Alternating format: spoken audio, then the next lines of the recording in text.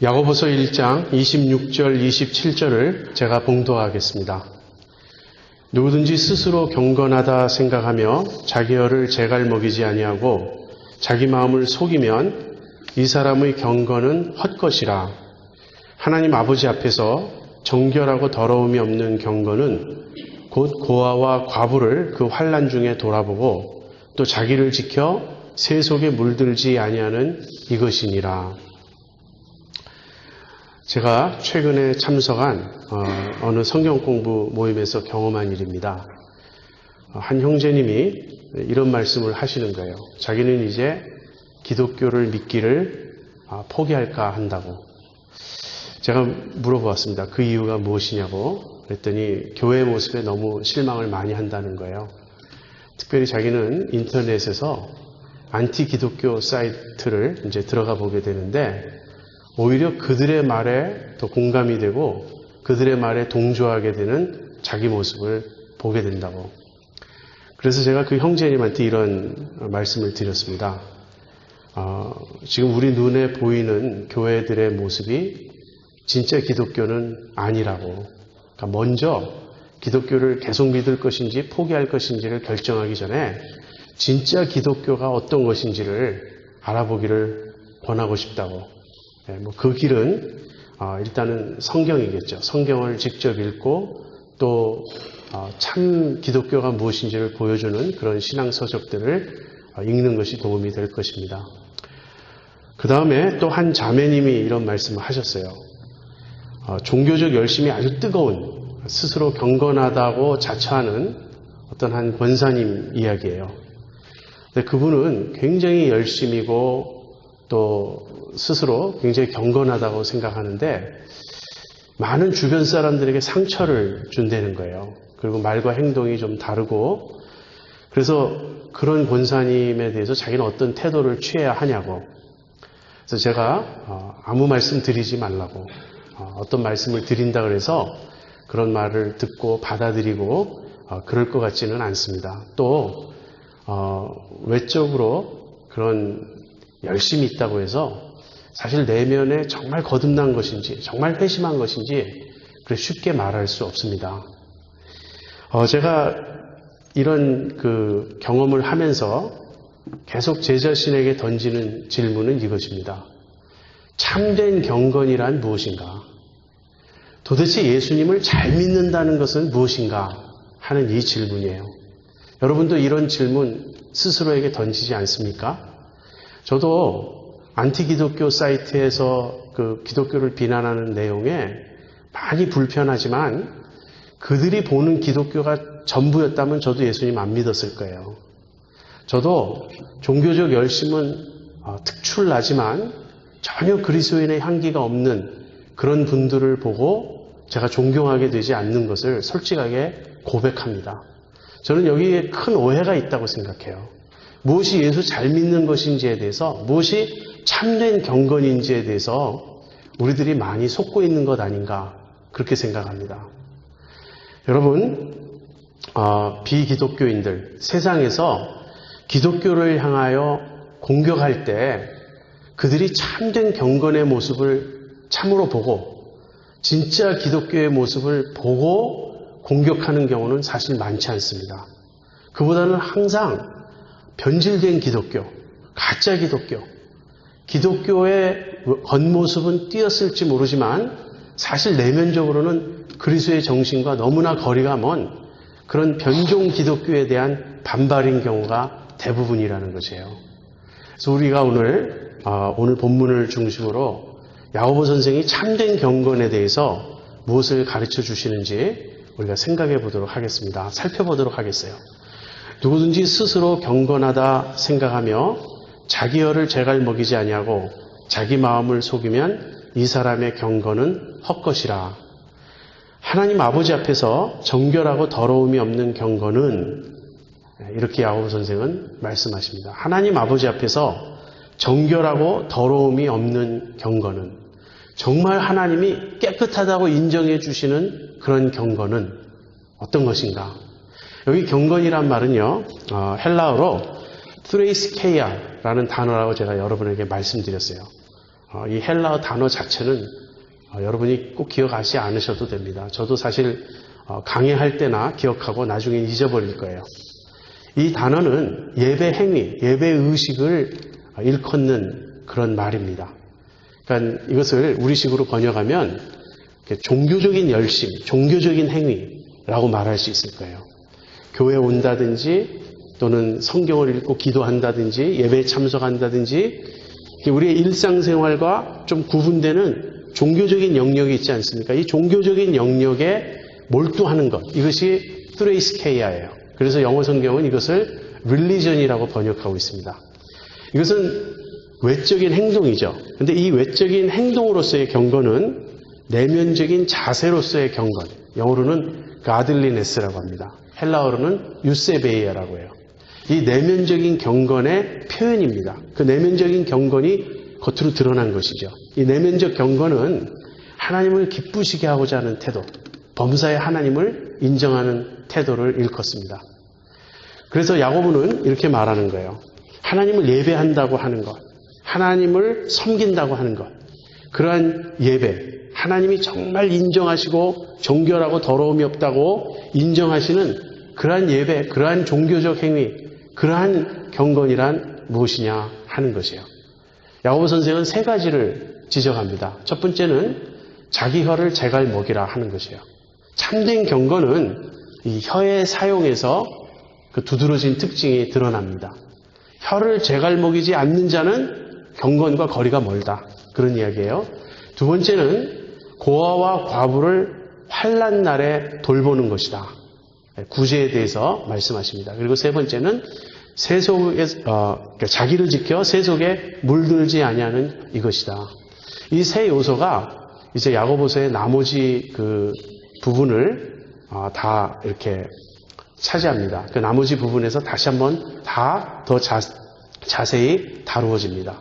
이 혀에 대한 가르침은 야고보서 3장 1절부터 4장 12절에 다시 나오면서 단순히 혀의 문제로 제시되지 않고요. 우리 어떤 심령의 문제, 그리고 위로부터 오는 지혜, 그 위로부터 오는 지혜는 온유함이 그 특징인데 그 온유함을 좇아서, 온유한 지혜를 좇아서 살 때에만 이 혀의 악으로부터 벗어날 수 있다. 이제 그런 가르침을 주십니다. 그리고 두 번째, 이 구제에 대한 가르침은 결국은 재물에 대한 태도로 좀 더 넓게 생각해 볼 수 있어요. 이것은 4장 13절에서 5장 6절에 걸쳐서 나오면서 거기에서는 탐심에 대한 경고로 이 문제가 다루어지고 있습니다. 그리고 세 번째, 자기를 지켜 세속에 물들지 않는 이것. 이 마지막 그 구절은 바로 그 뒤에 2장 1절부터 다루어져요. 그래서 2장 전체에서 가치관의 문제, 행함이 있는 믿음의 문제로 확대해서 다루어집니다. 저는 오늘 본문을 조금 다른 각도에서 접근하려고 합니다. 이 세 가지, 그 혀의 문제, 구제의 문제, 이 세속에 물들지 않는 이 내용으로 얘기를 시작하기 전에 참된 경건의 내적인 측면과 외적인 측면 이렇게 나누어서 생각해 보려고 해요. 야고보는 본문에서 참된 경건의 핵심은 내면에 있다 하는 것을 지적합니다. 무슨 말입니까? 참된 경건은 행동 이전에 마음의 문제고요. 그 다음에 그 마음의 진실에 관련된 문제라고 가르칩니다. 그 다음에 그것이 외적으로 표현되는 모습이 삶이요 행동이에요. 그래서 그 삶과 행동의 측면에서는 사랑을 실천하라 하는 것이에요. 이 두 가지를 이제 차례대로 살펴보도록 하겠습니다. 먼저 경건의 내면적 측면, 참된 경건의 바탕은 무엇이냐 하는 것입니다. 대답은 진실이라는 거예요. 진실. 다시 한번 26절 보겠습니다. 누구든지 스스로 경건하다 생각하며 자기 혀를 제갈 먹이지 아니하고 자기 마음을 속이면 이 사람의 경건은 헛것이라. 여기 자기 마음을 속이면 이라는 표현이 나와요. 이런 표현에 우리가 주의를 기울여야 됩니다. 여기 어떤 사람이 있어요. 근데 그 사람은 스스로 경건하다고 생각합니다. 아까 제가 예로 든 어떤 그런 권사님 그런 경우인지도 모르겠어요. 자기는 예수님을 잘 믿는다고 생각해요. 자기는 경건하다고 생각합니다. 그런데 그 혀를 제갈 먹이지 않고 있어요. 입만 열면 다른 사람에게 상처를 주고, 입만 열면 분란을 일으키고, 입만 열면 불평을 말하고 남을 비판하고. 자, 이 사람의 문제는 무엇이죠? 이 사람의 문제는 자기 기만이라는 거예요. 자기가 스스로 속고 있다는 거예요.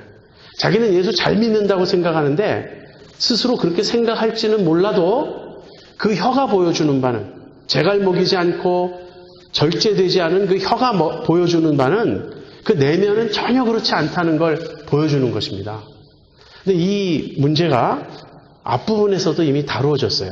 지난주일 본문인데 22절부터 24절을 제가 읽어드리겠습니다.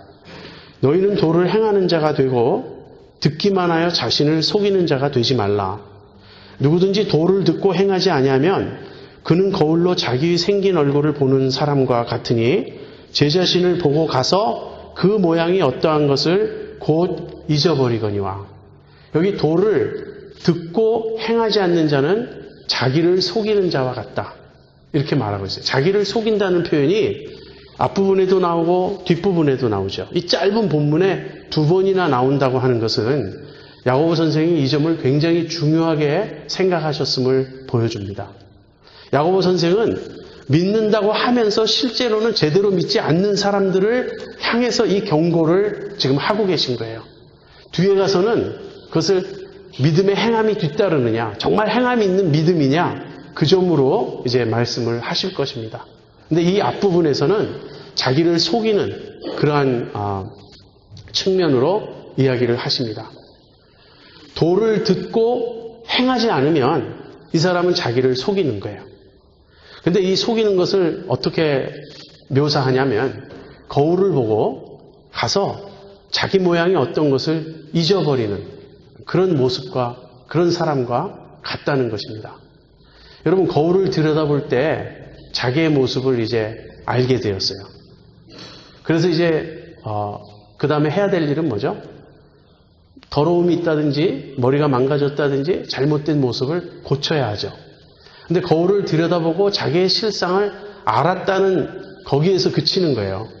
그리고 가서 자기가 자기의 실상을 보았기 때문에 이제는 그 문제가 해결되어 있다고 착각하는 것입니다. 문제는 여전히 거기에 있는데 자기의 모습은 여전히 헝클어져 있고 더럽고 때 묻은 상태에 있는데 자기 기만, 혀를 제갈 먹이지 않는 자는 자기를 속이는 것이다.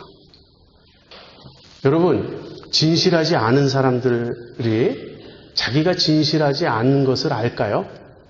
나는 사실 솔직히 말씀드리면요, 굉장히 마음이 부패한 사람이에요. 저는 거짓으로 꽉 찬 사람이에요. 그렇게 대답을 하는 사람은 사실 진실한 사람이에요. 진실하지 않을수록 자기가 진실하지 않은 것을 모릅니다. 그래도 나는 정직하게 살았단 말이에요. 그래도 나는 양심껏 살았단 말이에요. 오히려 그렇게 이야기해요. 그래서 대화가 통하지 않는 거예요. 자기 기만에 빠져 있는 상태. 자기는 잘 믿는다고 주장하는데 분명히 주변에서 볼 때는 그게 아닌 것 같은데 자기는 잘 믿는다고 확신하고 그러면서 온갖 문제를 일으키고 다른 사람에게 상처를 주고 하나님의 영광을 가리면서도 자기는 잘 믿는다고 하는 이러한 모습. 이것이 얼마나 위험한 상태입니까? 이것이 경건입니까? 이것은 경건의 껍데기예요. 이것은 가짜 경건이에요. 이것은 그리스도의 향기를 드러내지 못하는 형식적 신앙생활일 뿐입니다. 여기서 어떻게 벗어날 수 있을까요? 여러분, 자기 기만은요, 우리 스스로의 노력으로 벗어날 수가 없어요. 왜 그렇죠? 내가 나를 속이는 겁니다. 남이 나를 속이는 거면 그것은 좀 더 벗어나기가 쉬워요. 왜냐하면 그 사람에 대해서 의심을 품으면 되니까. 누가 나를 자꾸 속이는데 이게 혹시 틀린 게 아닐까? 다른 사람에게 물어볼 수도 있고 확인할 수도 있고, 그래서 내가 남에게 속을 때는 거기서 깨닫고 벗어나기가 좀 더 쉽습니다.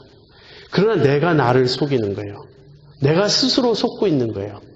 이 자기 기만은 좀처럼 스스로 헤어날 수 있는 그런 상태가 아닙니다. 왜 돌을 닦는다고, 수양을 한다고, 참선을 한다고 나름대로 노력한다고 우리가 하나님 앞에서 정직한 사람이 될 수 없는지 아십니까? 어느 정도 외적으로는 정직한 자가 될 수 있지만 자기의 실상은 스스로 깨달을 수 없는 거예요. 그 이유를 아십니까? 우리의 마음의 부패함 때문이에요. 예레미야 17장 9절, 다음 주일 암송 구절입니다. 만물보다 심히 거짓되고 부패한 것이 사람의 마음이다. 선지자는 그렇게 말하고 있습니다. 우리의 마음이 부패했기 때문에 깨닫지 못하는 거예요. 그럼 우리가 어떻게 이 자기 기만에서 벗어날 수 있습니까? 우리가 어떻게 스스로 속이지 않을 수 있습니까? 대답은요, 말씀의 거울을 들여다보라 하는 것입니다.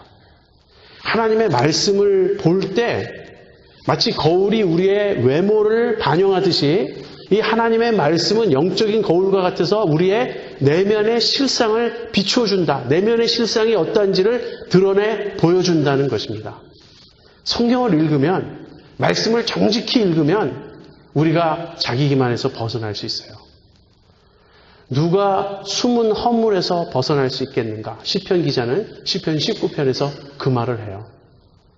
나로 내 숨은 허물에서 벗어나게 하소서. 하나님의 말씀만이 그 일을 할 수 있다고 시편 기자는 말합니다. 우리가 하나님의 말씀을 읽으면요, 우리는 거기서 하나님을 만나게 돼요. 우리 하나님은 어떤 분이십니까? 우리 하나님은 거룩하신 분이세요. 우리 하나님은 진실하신 분이세요. 우리 하나님은 순결하신 분이세요.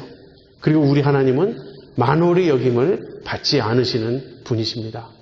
성경을 읽으면 읽을수록, 하나님을 알면 알수록 내 모습이 드러나는 거예요. 하나님의 말씀은 살았고 운동력이 있어 좌우의 날선 어떤 검보다도 예리하여 혼과 영과 및 관절과 골수를 찔러 쪼개기까지 하며 또 마음의 생각과 뜻을 감찰하나니 그 마음의 생각과 뜻을 드러낸다고 성경은 말씀하고 있습니다. 하나님의 말씀을 읽을 때 우리는 우리의 실상을 깨닫게 됩니다. 이 자기기만과 그 깊은 연관이 있는 것이 무엇이냐면 소위 말하는 숨은 동기예요. hidden motive. 우리 안에 이 숨은 동기를 다른 말로 하면 자아라고 말할 수 있습니다. 우리 안에 어떤 깊은 곳에 숨은 동기가 있어요. 이 숨은 동기는 왜 숨은 동기냐면 나에게조차도 숨어 있어요. 나를 속이는 거죠. 저는 그런 경우를 제 나름대로 볼 때는 종종 보게 됩니다. 하나님의 영광을 위해서 이 일을 한다 그래요. 그러나 제가 볼 때는 야심이에요. 그것은 자기 영광을 드러내려는 것이지 하나님의 영광을 드러내려는 것이 아니에요. 그러나 명분은 언제나 하나님의 영광, 하나님의 뜻, 하나님의 일이에요. 하나님의 일을 한다고 하면서 자기를 드러내고 하나님의 영광을 구한다고 하면서 자기 영광을 구하고 그래서 너무나 뚜렷하게 자아가 보이는데 자기가 아주 너무 확실하게 드러나고 있는데 자기는 몰라요. 이것이 숨은 동기의 문제입니다. 내 동기가 정말 진실한 것인지 순수한 것인지 올바른 것인지 우리가 어떻게 깨달을 수 있겠습니까?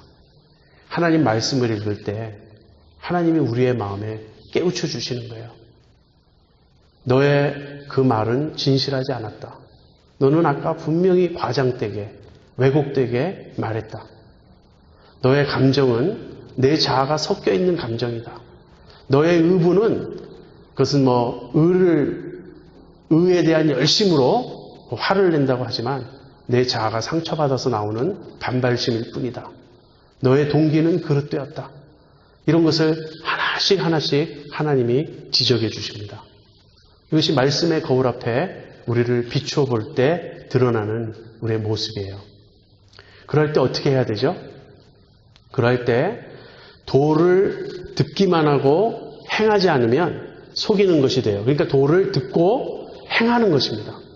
이 말씀의 거울 앞에 자신을 비추어 보고 나서는 행함으로 이어져야 돼요. 그런데 이 행함은 여러분 외적인 행동을 먼저 생각하시면 안 됩니다. 여기서의 행함이라는 것은 말씀을 먼저 내 마음에 적용하는 거예요. 그것이 뭐죠? 그것이 믿음입니다. 그 말씀을 믿음으로 받아들이는 거예요.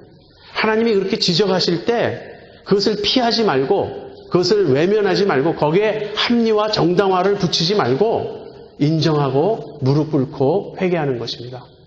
하나님, 당신이 옳습니다. 제가 교만했습니다. 제가 불순했습니다.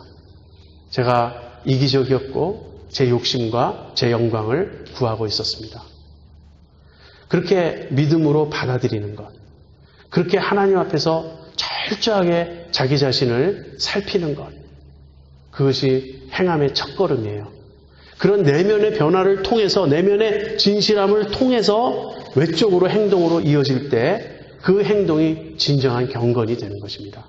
그것이 진정한 예배가 되는 것입니다. 여러분, 데이비드 브레이너드라고 하는 분이 계세요. 이분이 20 몇 세 때 인디안 선교를 하다 너무나 과로해서 병에 걸려 죽습니다. 근데 이 데이비드 브레이너드라고 하는 이 청년이 이제 인디안 선교를 하다가 이제 몸이 아프게 되는데 어느 사람 집에 와서 요양을 하게 되냐면 조나단 에드워즈 목사님 집에 와서 이제 요양을 하게 돼요. 몇 달 그 집에 머뭅니다. 그런데 그러면서 이제 조나단 에드워즈 목사님의 따님 중에 한 사람과 깊은 사랑을 나누게도 되고, 근데 이 병상에 누워서 이 청년이 이제 지내는 동안 이 데이비드 브레이너드를 조나단 에드워즈가 유심히 관찰했습니다. 그리고 그가 죽고 난 다음에 그의 일기를 이제 출판해요. 편집해서. 근데 여러분이 데이비드 브레이너드의 일기를 읽어보셨는지 모르겠지만 꼭 읽어보시기 바랍니다. 제가 조만간 우리 그 도서실에 구비하도록 하겠습니다. 이 일기를 읽어보면 여기에 너무나 우울증에 걸린 듯한 한 사람의 내면이 드러나요. 데이비드 브레이너드는 기질적으로 우울증이었던 것 같아요. 그래서 이렇게 내성적이고 자기 성찰을 많이 하는 그런 사람이었던 것 같습니다. 그런데 페이지 애프터 페이지 그 일기에 보면 자기 죄에 대한 애통함이 드러나 있어요. 나는 너무나 부족하다. 나는 너무나 거짓되다. 나는 하나님의 말씀에 도달하지 못하고 있다. 물론 이런 것을 우리가 주의 깊게 살펴봐야 됩니다. 거기에는 그릇된 자기 집착도 있을 수 있어요. 하나님이 용서해 주셨음에도 불구하고 계속 자기 죄에 너무 사로잡혀 있는 것은 영적으로 건강한 것은 아닙니다. 그래서 제가 그런 위험성이 있는 것을 인정하지만 이 일기를 보고 평가한 분이 누구냐면 조나단 에드워즈 목사님이기 때문에 저는 신뢰하는 것입니다. 그 에드워즈 목사님이 이런 말씀하셨어요. 여기 first class saint가 있다. 1급 성자가 여기 있다. 이처럼 하나님 앞에서 철저하게 자기를 되돌아보는 사람, 얼마나 놀라운가. 많은 사람은 그런 고백을 읽으면요 병적이라고 생각할 거예요. 뭐 예수 믿는 게 이래, 예수 믿는 사람이 이렇게 기쁨이 없어 그럴 거예요. 그것은 절반의 모습이에요. 그 데이비드 브레이너드의 일기에는요 순간순간 성광처럼 비춰오는 하나님의 은혜에 대한 감격, 감사, 기쁨 충만합니다. 그러면서도 그런 은혜를 받는 자기가 왜 이다지도 정말 이렇게 하나님 앞에서 죄악된 존재인가 하는 죄에 대한 애통함이 있는 거예요. 여러분, 이것은 하나님의 말씀의 거울에 자기를 비추어 본 사람만이 할 수 있는 고백입니다. 여러분, 우리는 서로 압니다. 저 사람이 요 점만 좀 바뀌었으면, 이 점만 좀 바뀌었으면 하는 것들이 서로에게 있어요. 다른 사람은 나에게서 그걸 보고 나는 다른 사람에게서 그걸 봅니다. 그런데 우리는 좀처럼 충고할 수가 없어요. 누가 저한테 충고를 하면 저는 기분이 나빠집니다. 저는 받아들이려고 하지 않아요. 좋습니다. 우리가 인간이니까 그럴 수 있어요. 그러나 하나님 앞에서는 어떻습니까? 여러분, 하나님 앞에서 자기 자신을 직시하는 것을 거부하면 다른 길은 없어요. 말씀 앞에 정직히 설 수 없다면 우리는 구원받을 수 있는 다른 길이 없습니다. 어떻게 깨달을 수 있습니까? 어떻게 나의 실상을 말씀 외에 다른 것으로 알 수 있습니까? 그렇기 때문에 우리가 말씀을 읽어도 말씀에서 은혜 받았다고 해도 그 내면의 실상을 보고 회개하고 변화되지 않기 때문에 우리에게 성화가 일어나지 않는 것이에요. 수련회 갔다 와서 아들이 그렇게 말합니다. 어머니, 제가 은혜 받았어요. 이제는 정말 내가 신앙생활 잘할 거예요. 근데 어머니는 이제 더 이상 속지 않는다고 마음속에 결심해요. 아들이 여러 번 반복했어요. 그런 일을. 정말 회개하지 않으면, 정말 말씀 앞에 정직히 서지 않으면 우리는 진실해질 수가 없는 것입니다. 그래서 이것이 출발이에요. 참된 경건이란 무엇인가? 말씀을 보고 깨닫는 자고, 말씀을 보고 자기 자신을 하나님 앞에 내려놓을 수 있는, 회개하고 돌이킬 수 있는 그것입니다. 이것을 다른 말로 하면 진실이라고 우리가 말합니다. 진실이 경건의 핵심이에요. 하나님을 기쁘시게 하는 것이 경건이라면 하나님이 원하시는 것은 중심의 진실이라고요. 우리가 무슨 많은 행동을 하는 것, 주님을 위해서 봉사하고 헌신하고 뭔가 큰 일을 하는 것, 주님은 그것을 원하시지 않습니다. 그 이전에 우리의 마음이 깨끗해지기를 원하십니다. 우리가 정말 깨어지기를 원하십니다. 이 진실과 겸손은 함께 가요. 그리고 겸손과 온유도 함께 가요.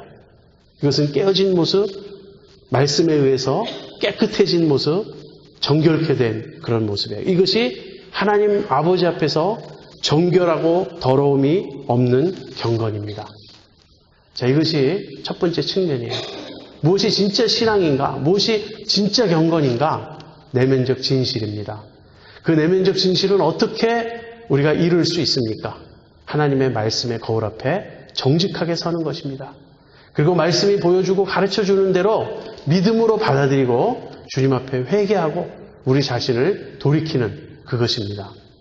그렇다면 이러한 내면의 변화가 외적으로 드러나는 것이 이제 경건의 외적인 측면이에요. 경건의 외적인 측면은 아까 세 가지를 말씀드렸어요. 혀의 사용. 근데 이 혀를 제갈 먹여야 된다는 것인데 혀의 문제는 3장에 가서 아주 자세히 다룰 터이기 때문에 오늘은 다루지 않겠습니다. 그 다음에 세 번째, 새 속에 물들지 않는 것. 이것은 다음 주일에 2장 강해를 할 때 함께 다루도록 하겠습니다. 그래서 오늘은 구제, 환난 날에 고아와 과부를 돌보는 이 점을 이제 생각해 보려고 합니다. 경건이 겉으로 드러나는 모습은요, 사랑의 실천입니다. 구제, 남을 돌보고 돕고 하는 그것이에요. 요한 1서 3장 17절 18절에 아니요, 그 전에 4장 20절에 이런 말씀이 있습니다. 누구든지 하나님을 사랑하노라 하고 그 형제를 미워하면 이는 거짓말하는 자니 보는 바 그 형제를 사랑치 아니하는 자가 보지 못하는 바 하나님을 사랑할 수 없느니라. 하나님을 사랑한다고 하면서 형제를 사랑하지 않는 자는 거짓말하는 자다. 성경은 이렇게 말합니다. 다시 말하면 내면의 경건이란 하나님 앞에서 진실하게 살려는 태도거든요. 근데 이것이 있다면 반드시 외적으로 형제를 사랑하는 그 실천을 할 수밖에 없다는 것이에요. 하나님 사랑과 이웃 사랑은 분리될 수 없습니다. 이것은 항상 함께 갑니다. 구약의 10계명도 이것을 보여줘요. 1계명부터 4계명은 하나님을 사랑하라는 계명이에요. 5계명부터 10계명은 이웃을 사랑하라는 계명이에요. 그래서 경건이 참된 경건이 되기 위해서는 구체적으로 이웃 사랑으로 드러나야 한다는 것입니다. 그런데 야고보는 여기서 이웃 사랑을 구제로 설명하고 있어요. 환난 날에 고아와 과부를 돌보는 것이다. 요한일서 3장 17절 18절에 이런 말씀이 있습니다. 누가 이 세상 재물을 가지고 형제의 궁핍함을 보고도 도와줄 마음을 막으면 하나님의 사랑이 어찌 그 속에 거할까 보냐. 자녀들아, 우리가 말과 혀로만 사랑하지 말고 오직 행함과 진실함으로 하자. 이 구제는 구약에서는 대단히 중요한 경건의 한 측면이었습니다. 기도와 금식과 더불어 구제가 마태복음 6장 산상수훈에 보면 우리가 행하는 의 중에 하나로 그렇게 기록되고 있습니다. 그래서 유대인들은 유대교에서는 구제에 무척 힘썼어요. 그런가 하면 아직도 이 현대에도 이슬람교는 구제를 굉장히 힘씁니다. 이슬람교의 그 교도들은 그 믿음 생활 잘하는 것, 신앙 생활하는 것은 곧 구제다 그렇게 생각합니다. 내가 하나님을 잘 믿으려면, 알라신을 잘 믿으려면 내가 어려운 사람을 도와야 한다. 이 생각이 꽉 박혀 있습니다. 근데 우리 기독교는 그렇지 않아요. 기독교는 구제에 대한 강조가 무척 약합니다. 왜 그럴까요? 본래 그랬을까요? 그렇지 않아요. 이것은 종교개혁 이후 우리가 좀 한쪽으로 치우친, 그래서 고쳐야 될 그런 측면입니다. 과거의 천주교도 구제에 무척 힘썼습니다. 지금도 천주교는 구제에 힘씁니다. 근데 왜 우리는 구제를 굉장히 소홀히 여기게 되었는가? 심지어는 이런 정도입니다. 하면 좋지만 안 해도 크게 문제될 것 없다. 우리가 이런 생각을 하게 되었는가? 왜 그렇죠? 그것은 믿음으로 의롭다함을 얻는다는 이 말씀을 우리가 오해해서 그래요. 믿음은 반드시 행함으로 드러나는 것입니다.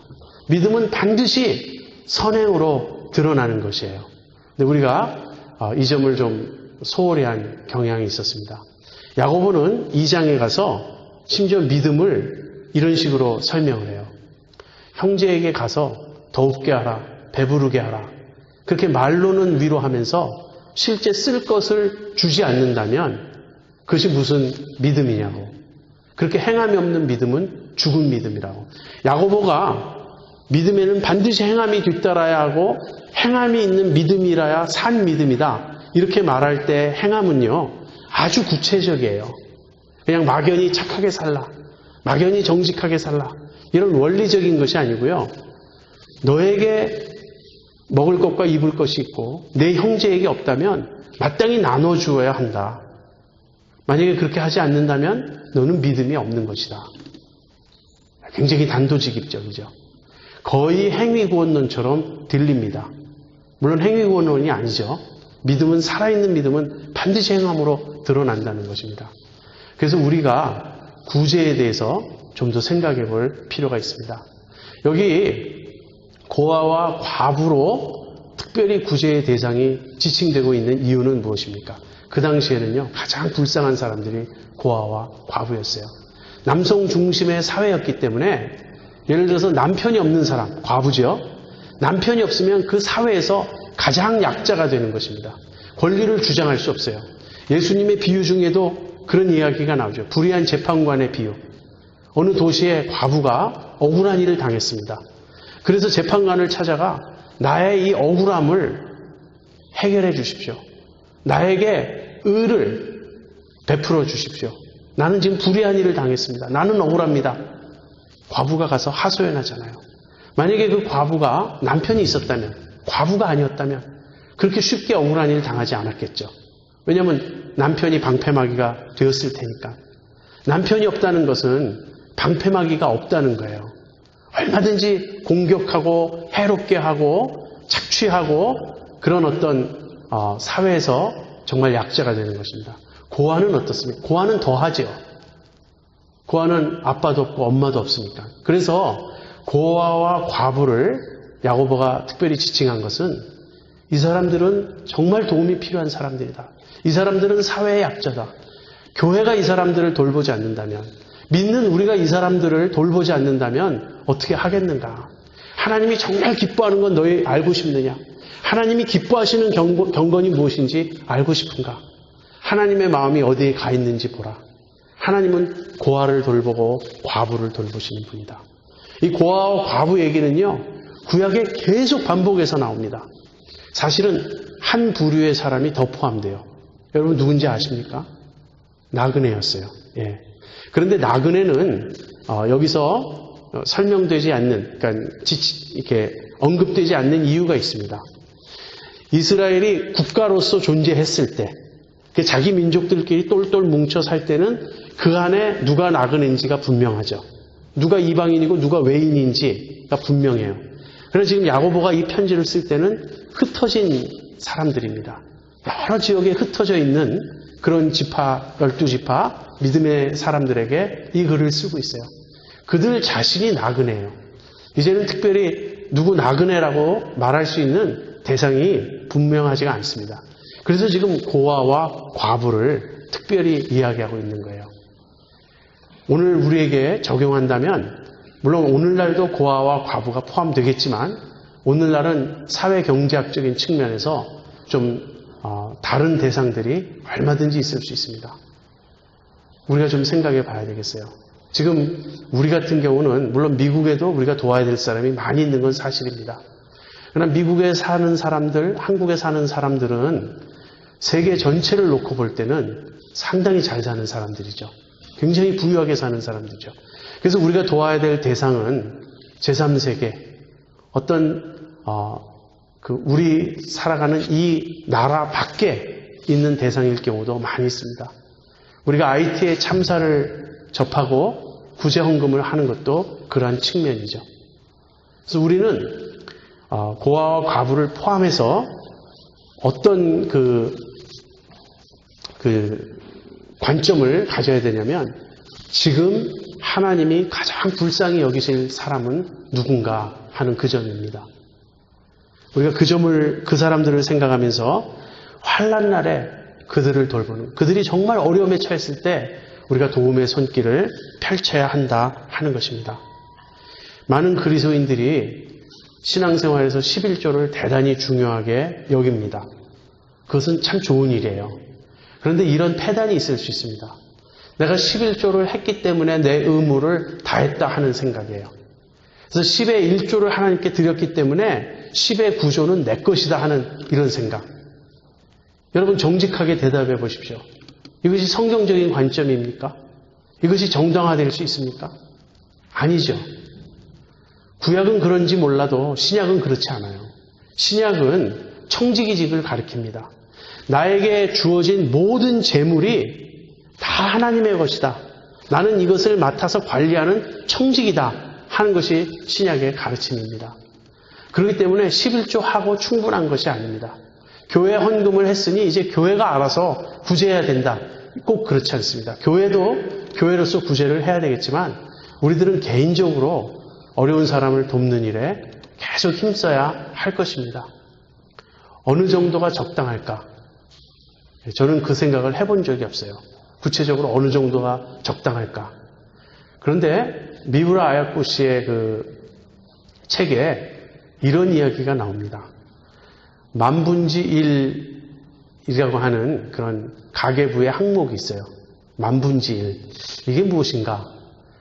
미우라 아야코 씨 부부가 결혼한 다음에 이 두 사람이 다 병약했던 사람들입니다. 그래서 이제 자기들에게 은혜를 베풀어 주신 분들이 너무 많은데 우리가 그 은혜를 만분지 1이라도 갚아야 하지 않겠는가. 그래서 정말 10,000원 주어지면 1원을 쓰겠다는 게 아니라 그 만분지 1이라는 말의 의미는 은혜 갚는데 우리가 좀 예산을 책정하자 하는 그런 의미였어요. 여러분 C.S. 루이스의 영성이라는 책을 제가 최근에 읽었습니다. 그리고 C.S. 루이스의 그 여러 저작 중에 그분의 그 날카로운 지성, 그분의 어떤 명쾌한 설명, 논리 이런 측면 외에 그의 인간됨을 제가 좀 더 많이 알게 되었어요. C.S. 루이스가 그렇게 구제에 힘썼다는 사실을 여러분 아십니까? C.S. 루이스는 나름대로 수입이 꽤 많았어요. 왜 그렇죠? 베스트셀러 작가잖아요. 그가 쓴 여러 책들에서 엄청난 인세가 들어왔습니다. 그런데 그 인세로 얼마나 많은 사람을 도왔는지 몰라요. 그러면서 C.S. 루이스는 구체적으로 이렇게 우리에게 권면합니다.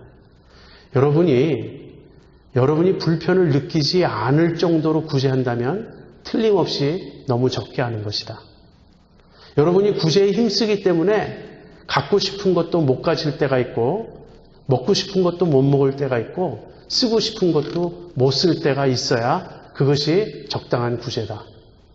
아주 실제적이죠. 여러분 그런 식으로 구제를 생각해 보셨습니까? 쓰고 남은 거를 구제하면 그것도 안 하는 것보다야 낫겠지만 두 가지 문제가 있어요. 첫 번째는 언제나 모자라지 쓰고 남는 경우가 거의 없습니다. 그리고 두 번째는 그것은 불충분해요. 내게 불편이 전혀 없을 정도로 구제하는 것은 너무 부족하다. C.S. 루이스는 그렇게 말했습니다.